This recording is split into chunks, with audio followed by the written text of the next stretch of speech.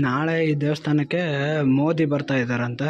ಅದಕ್ಕೋಸ್ಕರ ಸ್ವಲ್ಪ ಫುಲ್ಲಾಗಿ ಎಲ್ಲ ನೋಡಿ ಒಳಗಡೆ ಹಾಕ್ತಾ ಇದ್ದಾರೆ.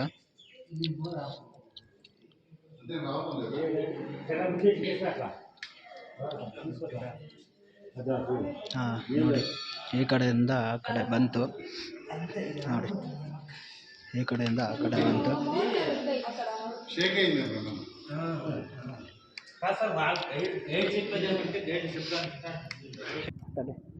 ಅಣ್ಣ ಟೆಂಪಲ್ ಯಾವ ಕಡೆ ಅಣ್ಣ? ಈ ಕಡೆ ಅಣ್ಣ? ಓಕೆ. ಅಲ್ಲೊಂದು ಕಾಣ್ತಾ ಇದೆಯಲ್ಲ, ಅದು ಈ ರಕ್ತದ ಕಲೆಗಳು.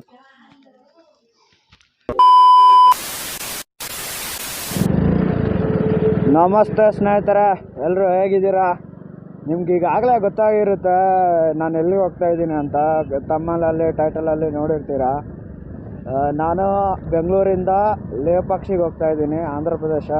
ನಮ್ಮ ಮನೆಯಿಂದ 125 ಕಿಲೋಮೀಟ್ರ್ ಇತ್ತು. ನನ್ನ ಜೊತೆ ರವಿ ಅವ್ರಿಗೆ ಹೇಳಿದೆ, ನಾನು ಹಿಂದಿನ ವೀಡಿಯೋಗಳೆಲ್ಲ ನೋಡಿರ್ತೀರ ಅವ್ರನ್ನ, ರವಿ ನಾಯಕ್ ಅಂತೇಳಿ. ಅವ್ರು ಕರೆದಿಟ್ಟೆ, ಇಲ್ಲ ಹಂಗಿದೆ ನನ್ನ ಕೈಯಲ್ಲಿ ಆಗಲ್ಲ, ಅಷ್ಟು ದೂರ ಎಲ್ಲ ಹೋಗೋಕ್ಕಾಗಲ್ಲ ಅಂತಂದ್ಬಿಟ್ರು.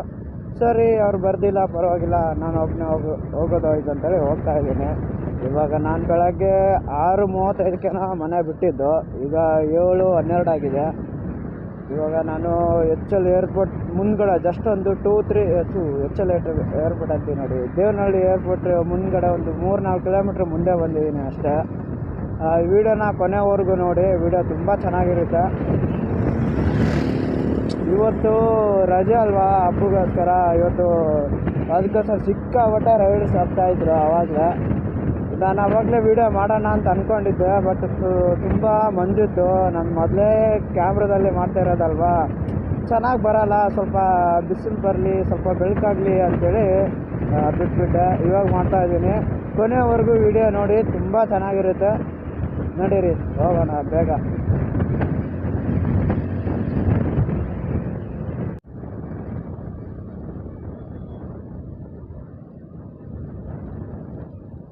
ಇದು ಜಟಾಯು ಅಂತೇಳಿ, ನಿಮಗೆ ಹೋಗುವಾಗ ನಿಮ್ಗೆ ಉತ್ತರಿಸ್ಕೊಂಡು ಹೋಗ್ತೀನಿ. ಇದೊಂದು ಕೂಡ ನೋಡೋಂಥ ಪ್ಲೇಸೆ, ಇಲ್ಲೂ ಕೂಡ ನೋಡೋಂಥ ಪ್ಲೇಸ್ ಇದೆ, ಜಟಾಯು. ಸರಿ ಅಣ್ಣ, ಟೆಂಪಲ್ ಯಾವ ಕಡೆ ಅಣ್ಣ? ಈ ಕಡೆ ಅಣ್ಣ? ಓಕೆ.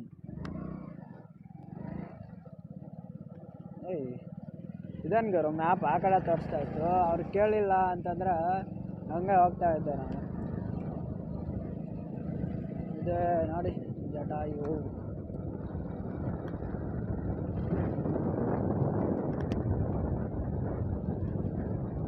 ಗಾಡಿ ಎಲ್ಲ ಹೋಗುತ್ತಾ ಆ ಕಡೆ?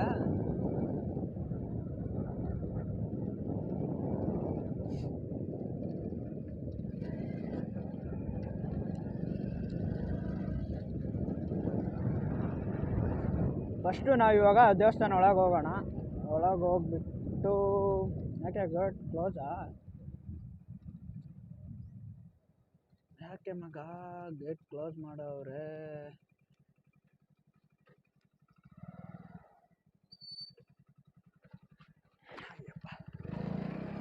ಕಾರ್ಗಳಿಗೆಲ್ಲ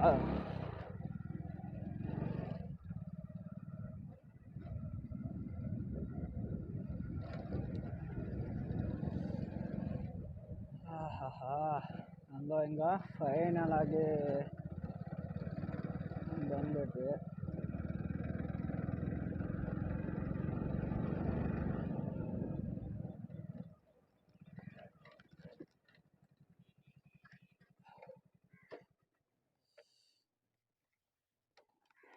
ಇದೇ ದೇವಸ್ಥಾನ.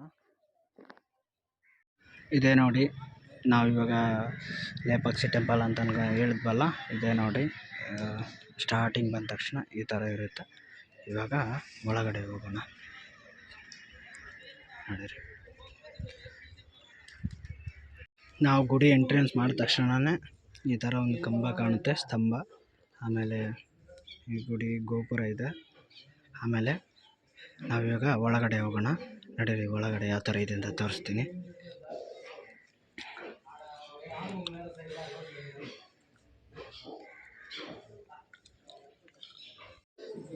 ಇದು ಒಳಗಡೆ ಎಂಟ್ರಿ ಮಾಡಿದ ತಕ್ಷಣ ಇದೆಲ್ಲ ನಾವು ಕಾಣ್ಬೋದು. ಆಮೇಲೆ ಇಲ್ಲಿ ಎಲ್ಲೋ ಮೇಲ್ಗಡೆ ಚಿತ್ರಕಲೆ ಬಳಸಿರೋ ನೈಸರ್ಗಿಕವಾಗಿ ಬಿಡಿಸಿರೋ ನೈಸರ್ಗಿಕ ಪೇಂಟಿಂಗ್ ಅಂತ ಬೆಳೆಸಿದ್ದಾರೆ. ನಮ್ಮ ಥರ ವಾರ್ನಿಸು ಏಷ್ಯನ್ ಪೇಂಟ್ ಎಲ್ಲ ಬೆಳೆಸಿಲ್ಲ ಅವರು. ನೈಸರ್ಗಿಕವಾಗಿ ಸಿಗುತ್ತಲ್ಲ ಆ ಥರನೇ ಬಳಸ್ಕೊಂಡ್ಬಿಟ್ಟು ಕಟ್ಟಿದ್ದಾರೆ ನೋಡಿ, ಬಿಡಿಸಿದ್ದಾರೆ.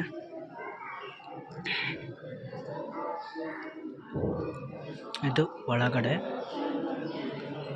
ಇರುವಂತಹ ವಾಸ್ತುಶಿಲ್ಪ ನೋಡಿ ಯಾವ ಥರ ಇದೆ, ಚೆನ್ನಾಗಿದೆ ಅಲ್ವಾ?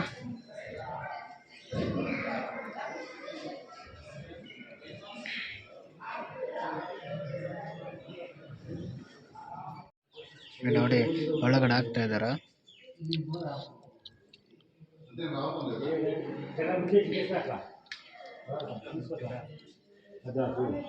ನೋಡಿ ಈ ಕಡೆಯಿಂದ ಆ ಕಡೆ ಬಂತು, ನೋಡಿ ಈ ಕಡೆಯಿಂದ ಆ ಕಡೆ ಬಂತು.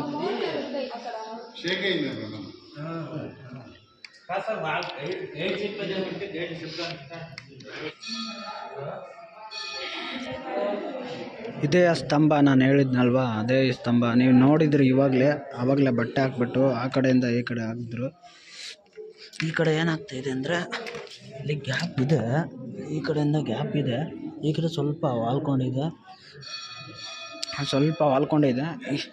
ಈ ಸೈಡ್ ಇಲ್ಲಿ ಬರಲ್ಲ, ಆ ಕಡೆಯಿಂದ ಹಾಕಿದರೆ ಈ ಸೈಡ್ ಬರುತ್ತೆ. ಅದು ನೋಡಿ ಇಲ್ಲಿಂದ ಈ ಕಡೆಯಿಂದ ಕರೆಕ್ಟಾಗಿ ಕಾಣುತ್ತೆ. ಗ್ಯಾಪ್ ನೋಡಿ ತೋರಿಸ್ತೀನಿ ನಿಮಗೆ, ನೋಡಿ ಇಲ್ಲಿದೆ ನೋಡಿ ಗ್ಯಾಪು.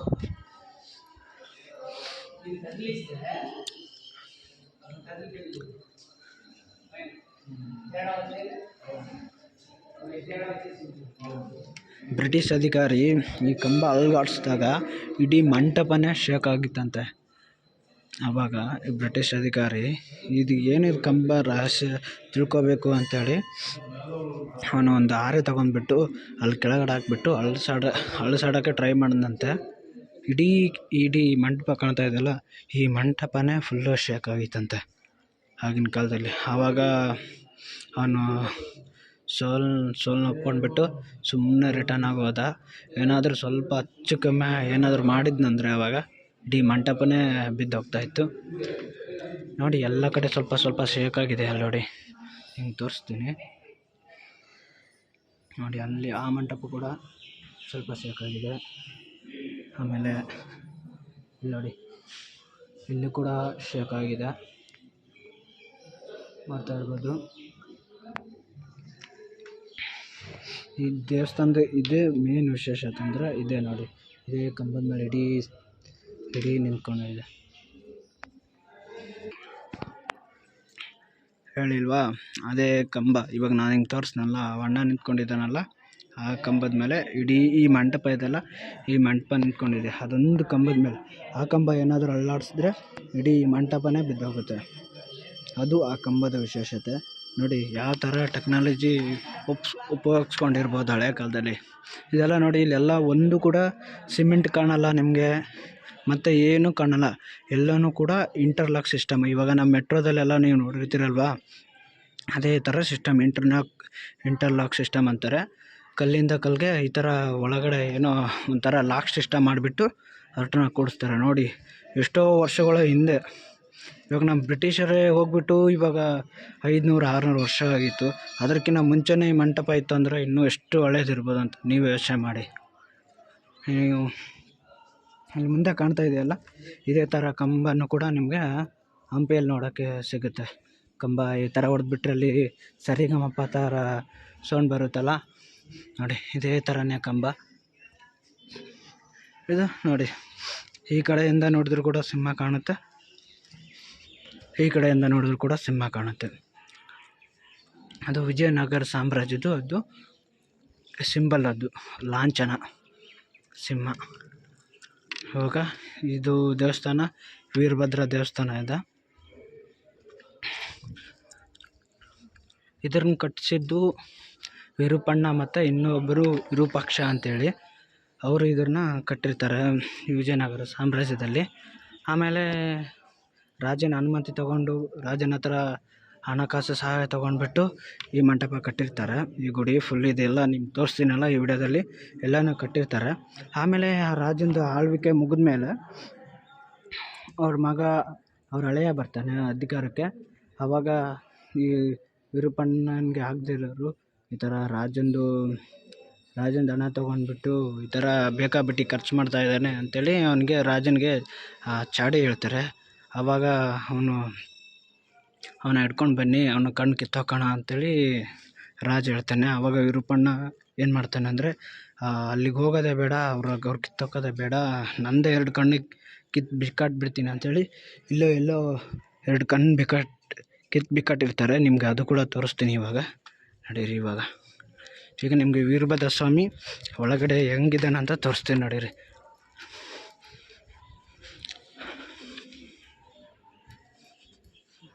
ಎಷ್ಟೋ ದಿನ ತೊಗೊಳ್ತೀವಿ ನೋಡಿ. ಇಷ್ಟೆಲ್ಲ ಟೆಕ್ನಾಲಜಿ ಇದ್ದರೂ ಕೂಡ ನಮಗೆ ಒಂದೊಂದು ಗುಡಿ ಕಟ್ಟಬೇಕಂದ್ರೆ ಎಷ್ಟೋ ವರ್ಷಗಳಾಗುತ್ತೆ. ಆದರೆ ಇವರು ಎಷ್ಟು ದಿನದಲ್ಲಿ ಕಟ್ಟಿರ್ಬೋದು ಅಂತೀನಿ ಇದನ್ನ ನೋಡಿ. ಒಂದೊಂದು ಕಂಬದ ಮೇಲೂ ಕೂಡ ಒಂದೊಂದು ಚಿತ್ರ ಕಾಣ್ಬೋದು. ನೀವೆಲ್ಲ ನಿಮಗೆ ತೋರಿಸ್ತೀನಿ ನೋಡಿ.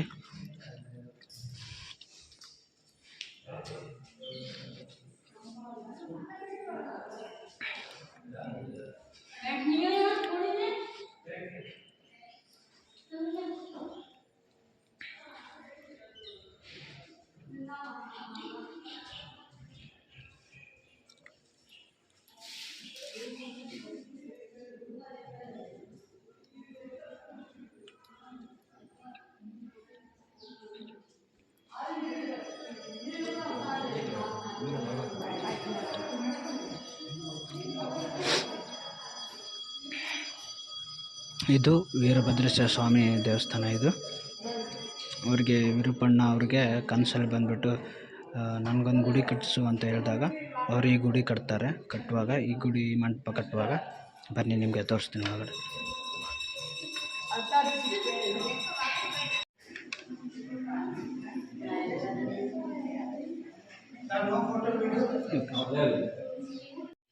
ಆ ವೀರಭದ್ರ ಗುಡಿ ಒಳಗಡೆ ಫೋಟೋ ವಿಡಿಯೋ ಬೇಡ ಅಂದರು, ಅದಕ್ಕೋಸ್ಕರ ಬಿಟ್ಬಿಟ್ಟೆ. ಈ ಕಡೆ ನೋಡ್ತಾ ಇರ್ಬೋದು, ಈ ಕಡೆ ಮಂಟಪ ಇದೆ, ಇದೊಂದು ಮಂಟಪ. ಆಮೇಲೆ ಈ ಮಂಟಪ ಕಟ್ಟುವಾಗಲೇ ಆ ವೀರಪ್ಪಣ್ಣ ಅಂತ ಅವರು ಕಣ್ಣು ಕಿತ್ತಾಕ್ಬಿಡ್ತಾರೆ ಅವ್ರದ್ದು. ಅದ್ರ ಹಿಸ್ಟ್ರಿ ಏನಂತ ನಿಮಗೆ ಅಲ್ಲಿ ಒಂದು ಪ್ಲೇಸ್ ಇದೆ, ಅಲ್ಲಿಗೆ ಹೋದ್ಮೇಲೆ ನಿಮಗೆ ಆ ಹಿಸ್ಟ್ರಿ ಹೇಳಿದ್ರೆ ನಿಮಗೆ ಕರೆಕ್ಟಾಗಿ ಅರ್ಥ ಆಗುತ್ತೆ. ಕಿತ್ಬಿಟ್ಟು ಇಲ್ಲೇ ಎಸಿತಾನೆ ನೋಡಿ. ಅದೇ ಈ ರಕ್ತದ ಕಲೆಗಳು ಕಾಣ್ತಾ ಇದೆಯಲ್ಲ, ಅದೇ ಈ ರಕ್ತದ ಕಲೆಗಳು. ಅಲ್ಲೊಂದು ಕಾಣ್ತಾ ಇದೆಯಲ್ಲ, ಅದು ಈ ರಕ್ತದ ಕಲೆಗಳು. ನಿಮ್ಗೆ ಹೆಂಗೆ ಗೊತ್ತಾಯಿತು ಇದು ರಕ್ತದ ಕಲೆನ ಅಂತೇಳಿ? ನಿಮ್ಗೆ ಹೆಂಗೆ ಗೊತ್ತು ಅಂತಂದರೆ ಇದನ್ನು ಬ್ರಿಟಿಷರ ಕಾಲದಲ್ಲೇ ಇದನ್ನು ಟೆಸ್ಟ್ ಮಾಡಿದ್ದಾರೆ. ಸ್ಯಾಂಪಲ್ ತೊಗೊಂಡೋಗ್ಬಿಟ್ಟು ಟೆಸ್ಟ್ ಮಾಡ್ತಾರೆ. ಇದು ನಿಜವಾದ ಮನುಷ್ಯನ ರಕ್ತನೇ ಅಂಥೇಳಿ ಅವರು ಹೇಳಿದ್ದಾರೆ ನೋಡಿ. ಅವರೊಬ್ಬರು ಏನಾದರೂ ಇನ್ನೂ ಅವರು ಚೆನ್ನಾಗಿದ್ದಿದ್ರೆ ಈ ಮಂಟಪ ನಿಂತ್ಕೊಂಡಿದೆಯಲ್ಲ ಇನ್ನೂ ಕೂಡ ಚೆನ್ನಾಗಿ ಆಗ್ತಾಯಿತ್ತು ಅನಿಸುತ್ತೆ ನೋಡಿ. ಅರ್ಧಂಬರ್ಧ ಕಟ್ಟಿದ್ದಾರೆ, ಇನ್ನೂ ಸ್ವಲ್ಪ ಕಟ್ತಾಯಿದ್ರು ಅನಿಸುತ್ತೆ.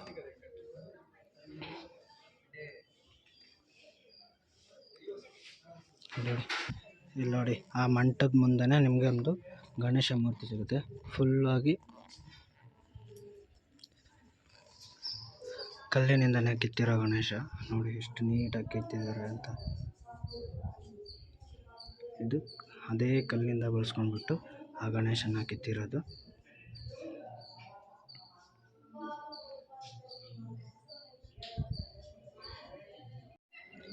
ಗಣೇಶ ಆದಮೇಲೆ ಇಲ್ಲಿ ನೋಡಿ, ಅದೇ ಕಲ್ ಮೇಲೆ ನೋಡಿ ಯಾವ ಥರ ಚಿತ್ರ ಬಿಡಿಸಿದ್ದಾರೆ. ಆನೆ ಮತ್ತು ಶಿವಲಿಂಗ ಅಲ್ಲೊಂದು ಇದೆ. ಅಲ್ಲಿ ಬಿಲ್ಲು ಬಾಣ ಇಟ್ಕೊಂಡಿದ್ದಾರೆ ಅಂದರೆ ಅವರು ಪಕ್ಕ ಅದು ಶ್ರೀರಾಮನ ಚಿತ್ರಣ ಆಗಿರ್ಬೋದು. ಯಾಕಂದರೆ ಅವರು ವನವಾಸದಲ್ಲಿದ್ದಾಗ ಸೇಮ್ ಇದೇ ಥರ ಫೋಟೋ ನಿಮ್ಗೆ ಬೇರೆ ಕಡೆಯೂ ಕಾಣುತ್ತೆ. ರಾಮನ ಯಾವ್ಯಾವ ಕಡೆ ಹೋಗಿದ್ದ ಅಲ್ಲೆಲ್ಲೂ ಕೂಡ ಶಿವಲಿಂಗನ ಸ್ಥಾಪನೆ ಮಾಡ್ತಿದ್ದ ನೋಡಿ. ಇಲ್ಲಿ ಕೂಡ ಅದೇ ಇದೆ. ಈ ಸ್ಥಳಕ್ಕೂ ರಾಮಾಯಣಗೂ ಒಂದು ಕಥೆ ಇದೆ, ಅದು ಕೂಡ ನಿಮಗೆ ತೋರಿಸ್ತೀನಿ. ಇವಾಗ ಈ ಪಕ್ಕದಲ್ಲಿ ಒಂದು ಶಿವ ನಾಗಲಿಂಗ ಅಂತೇಳಿ ಒಂದು ಇದೆ. ಇದೇ ಕಲ್ಲಿಂದನೇ ಕೆತ್ತಿರೋದು. ಅಲ್ಲಿ ನೋಡಿ.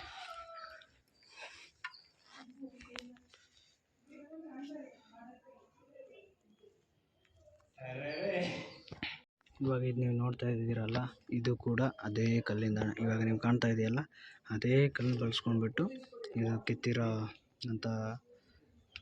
ನೋಡಿ ಯಾವ ಥರ ಇದೆ, ಎಷ್ಟು ನೀಟಾಗಿ ಕಾಣುತ್ತಲ್ಲ, ಎಷ್ಟು ನೀಟಾಗಿ ಕಟ್ಟಿದ್ದಾರೆ ನೋಡಿ. ಒಂದೊಂದು ಇಂಚು ಕೂಡ ಅಷ್ಟು ನೀಟಾಗಿ ಕಟ್ಟಿದ್ದಾರೆ ಅಣ್ಣ.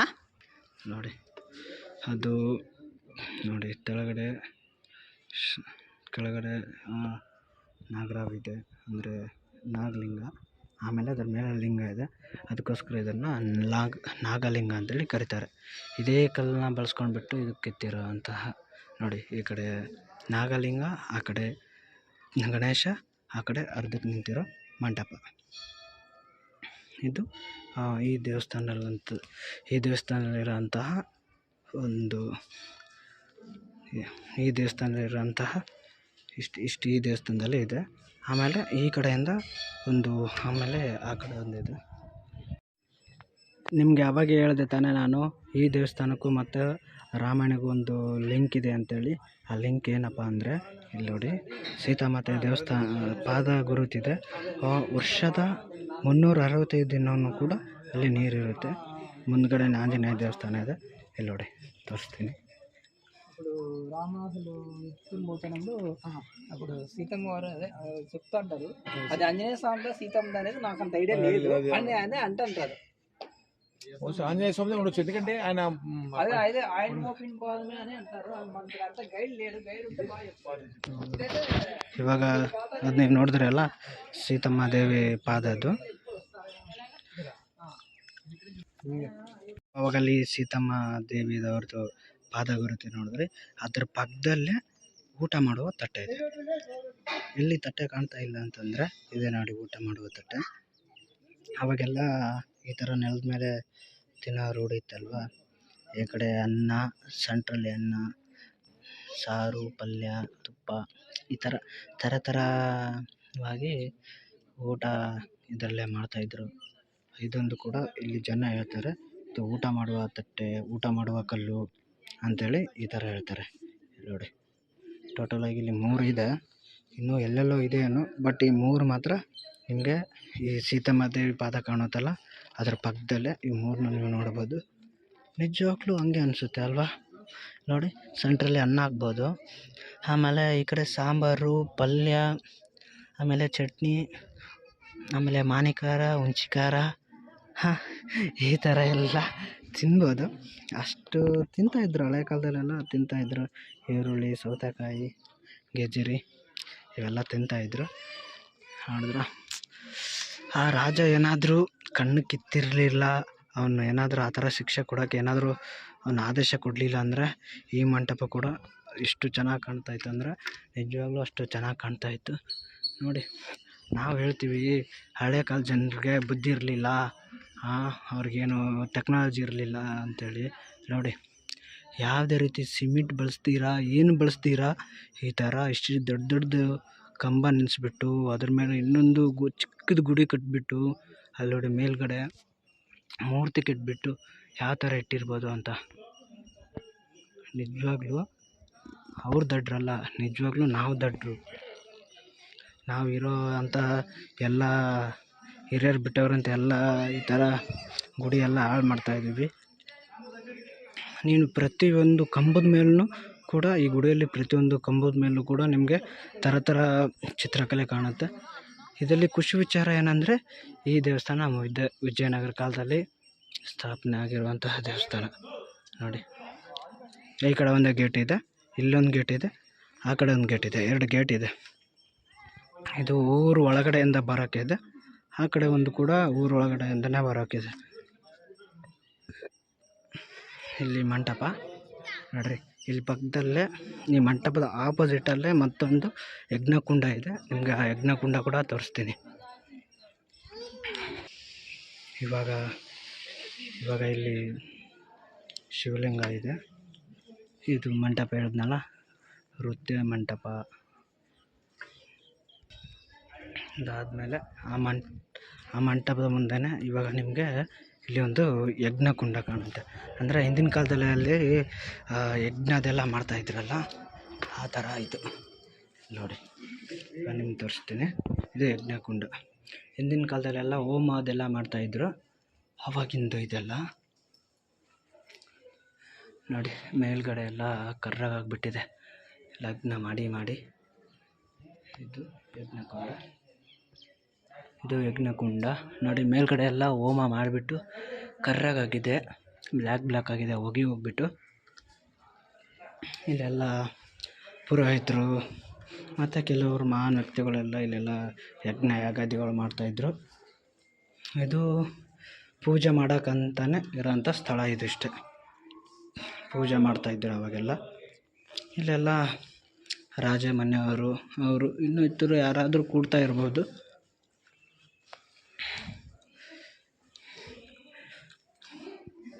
ನೋಡಿ, ಆ ಮಂಟಪದ ಆಪೋಸಿಟೇ ಕಟ್ಟಿದ್ದಾರೆ.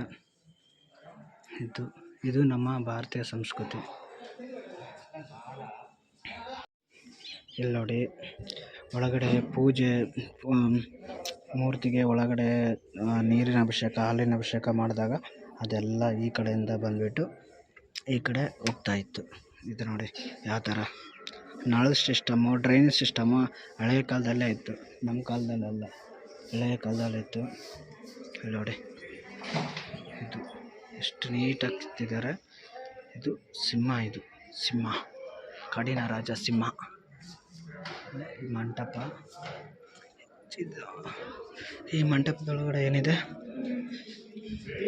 ಇಲ್ಲೊಂದು ಯಾವುದೋ ಮೂರ್ತಿ ಇದೆ.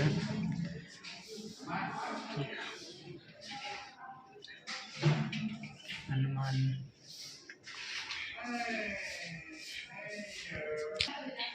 ಅದು ಹನುಮಂತನ ಒಳಗಡೆ ನೋಡಿದ್ರೆ ಹನುಮಂತನ ವಿಗ್ರಹ ಥರ ಕಾಣುತ್ತೆ. ಇದ್ರ ಮೇಲೆ ಕೂಡ ಏನೋ ಚಿತ್ರಕಲೆ ಮಾಡವ್ರೆ, ಹುಡುಗಿ ಇದ್ದಾರೆ.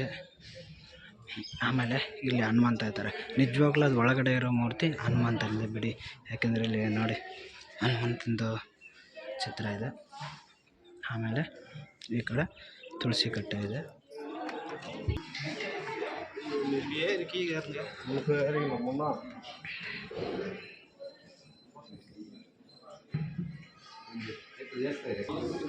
ಇಲ್ಲಿ ನೋಡ್ರಿ, ಕುದುರೆನ ಯಾವ ಥರ ಬಿಡಿಸವ್ರೆ ನೋಡಿ, ಕರೆಕ್ಟಾಗಿ ಯಾವ ಥರ ಬಿಡಿಸವ್ರೆ ನೋಡಿ ಕುದುರೆ. ಈ ಕಡೆ ಆನೆ ಕಾಣ್ತಾ ಇದೆ, ಆನೆ ನೋಡಿ. ಎಷ್ಟು ಆನೆ ನೋಡಿದ ತಕ್ಷಣ ಆನೆ ಅಂತ ಕಂಡುಹಿಡಿಬೋದು, ಆ ಥರ ಕೆತ್ತವ್ರೆ. ಆಮೇಲೆ ಇಲ್ಲಿ ನೋಡಿ, ಇಷ್ಟಿಷ್ಟು ಚಿಕ್ಕ ಚಿಕ್ಕ ಪಾರ್ಟು ಕೂಡ ಎಷ್ಟು ನೀಟಾಗಿ ಕೆತ್ತಿದ್ದಾರೆ ಅಂದರೆ ನಿಜವಾಗ್ಲೂ ನೋಡೋಕ್ಕೆ ಕಣ್ಣಿಗೆ. ನನಗೆ ಇಷ್ಟು ಹಳೆ ಕಾಲದಲ್ಲಿ ಇಷ್ಟೆಲ್ಲ ಟೆಕ್ನಾಲಜಿ ಇತ್ತು ಅಂತೇಳಿ ನನಗೆ ಆಶ್ಚರ್ಯ ಆಗ್ತಾಯಿದೆ ನೋಡಿ. ಇಷ್ಟು ನೀಟಾಗಿ ನೋಡಿದ ತಕ್ಷಣ ಅನ್ಬೇಕು ಅದನ್ನು ವಾವ್ ಅಂತೇಳಿ, ಆ ಥರ ಕೆತ್ತವ್ರೆ. ಆಮೇಲೆ ಕತ್ತಿ ಹಿಡ್ಕೊಂಡು ಯುದ್ಧ ಮಾಡ್ತಿರುವ ಒಬ್ಬ ಕ್ಷತ್ರಿಯ ನೋಡಿ. ಪಿಕ್ಚರಲ್ಲೆಲ್ಲ ನೋಡ್ತಾ ಇರ್ತೀರಲ್ವ, ಈ ಥರ ಕೈ ಹಿಡ್ಕೊಂಡಿರ್ತಾರಲ್ಲ, ಇದಕ್ಕೇನು ಅಂತಾರೆ. ಆಮೇಲೆ ಇಲ್ಲಿ ಏನೂ ಇಲ್ಲ, ಖಾಲಿ ಇದೆ.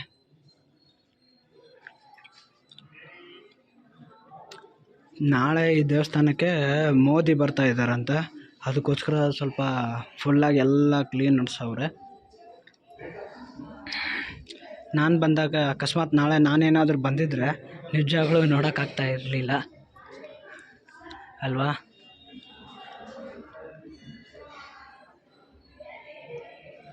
ನೀವೆಲ್ಲ ಇದೆಲ್ಲ ನೋಡ್ತಾ ಇದ್ದೀರಲ್ವಾ, ಇಲ್ಲಿಂದ ಬೇರೆ ಕಡೆಯಿಂದ ಬಂಡೆ ಬೆಳೆಸ್ಬಿಟ್ಟು ಇದನ್ನ ಗುಡಿನೇ ಕಟ್ಟಿಲ್ಲ, ಇದೇ ಬಂಡೆ ಬೆಳೆಸ್ಬಿಟ್ಟು ಇಲ್ಲಿದೆ ತೊಗೊಂಡ್ಬಿಟ್ಟು ಇಲ್ಲಿದೆ ಕಟ್ಟಿಸಿದ್ದಾರೆ ನೋಡಿ. ಮೋಸ್ಟ್ಲಿ ಇದು ಆವಾಗ ದೊಡ್ಡ ಬೆಟ್ಟ ಇದೆ ಅಂತ ಅನಿಸುತ್ತೆ, ಆ ಬೆಟ್ಟನ ಕೊರೆದ್ಬಿಟ್ಟು ಗುಡಿನ ಮಾಡವ್ರೆ ನೋಡಿ. ನಾ ಹೇಳಿಲ್ಲ ಇಂಟರ್ಲಾಕ್ ಸಿಸ್ಟಮ್ ಅಂತ ನೋಡಿ, ಇದೆ ನೋಡಿ. ನಿಮ್ಗಲ್ಲ ಏನಾದರೂ ಕಲ್ಲು ಬಿಟ್ಟು ಬಂಡೆ ಬಿಟ್ಟು ನಿಮ್ಗೇನಾದರೂ ಕಾಣ್ತಾ ಇದೆಯೇನೋ ನೋಡಿ. ನೋಡಿ, ಇಂಟರ್ಲಾಕ್ ಸಿಸ್ಟಮ್ ಅಂತಾರೆ ಅದಕ್ಕೆ. ಒಂದು ಕೂಡ ಕೆಬ್ಬಣ ಬಳಸಿಲ್ಲ, ಸಿಮೆಂಟ್ ಬಳಸಿಲ್ಲ, ಏನೂ ಬಳಸಿಲ್ಲ, ಬರೀ ಅದೇ ಬಂಡೆ ಇಟ್ಕೊಂಡ್ಬಿಟ್ಟು ಆ ಥರ ಕೆಟ್ಟವ್ರೆ ನೋಡಿ. ಯಾವ ಥರ ಕಟ್ಟಿರೋದು. ಇಲ್ಲಿ ಕೂಡ ಚಿತ್ರ ಬಿಡಿಸವ್ರೆ.